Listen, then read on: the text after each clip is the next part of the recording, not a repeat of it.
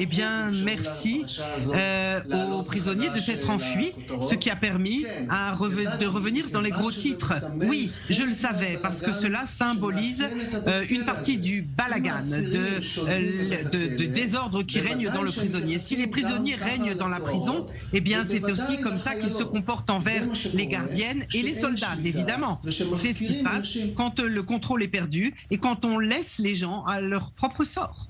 Alors, l'affaire va être rouverte maintenant, puisque la police a dit ce soir qu'elle allait entendre le directeur de la prison sur ces révélations et donc sur l'affaire que vous avez à plaider avec vos deux plaignantes. On aimerait savoir exactement de quoi il s'agit. Quand on entend parler de prostitution de soldats, c'est vraiment le terme qui convient à cette affaire?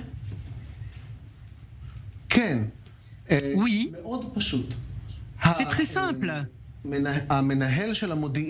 Le directeur du renseignement de la prison voulait le calme. Comment est-ce qu'on obtient le calme en prison? Eh bien, on donne aux terroristes des femmes qui les occupent. On donne à ces terroristes la force de faire ce qu'ils veulent. Et oui, quand le terroriste Mohamed Atallah a demandé une gardienne spécifique, une de celles que je représente, on la lui a envoyée. Et le directeur du département du renseignement savait exactement ce qui se passerait parce que les gardiennes que nous représentons, on lui a dit c'est ce qui va se passer. Et il leur a dit mais non, vous inquiétez pas. Et il les a renvoyés encore et encore. Oui, le mot prostitution est parfaitement adéquat. Mais ça veut dire que ces soldats à l'époque qui faisaient leur service militaire obéissaient à un ordre? Elles n'avaient pas la possibilité de dire, de dénoncer auprès de quelqu'un ce qui se passait?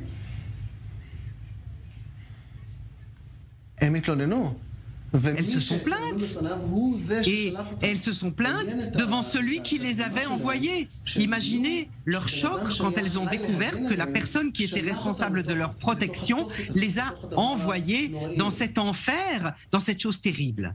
Ça a duré combien de temps? Parce que ça paraît complètement...